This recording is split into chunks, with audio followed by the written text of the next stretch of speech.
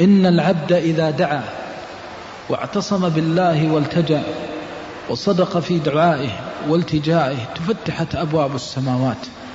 إذا دعا الله صادقا من قلبه وقد أحاطت به همومه في جسده من سقم في الجسد أو مرض أو ألم فأعياه الأطباء وكثر عليه وعظم عليه البلاء أو عظم عليه بلاؤه في البنات والأبناء، وأصبح كلما ضحك أبكاه همه وأبكاه غمه وأحزنه وأقلقه. إن العبد إذا وصل إلى هذا الحال وتوجه إلى الكبير المتعال بصدق ويقين فإن هذا هو المقصود من البلاء. المقصود من البلاء الفرار من الله إلى الله.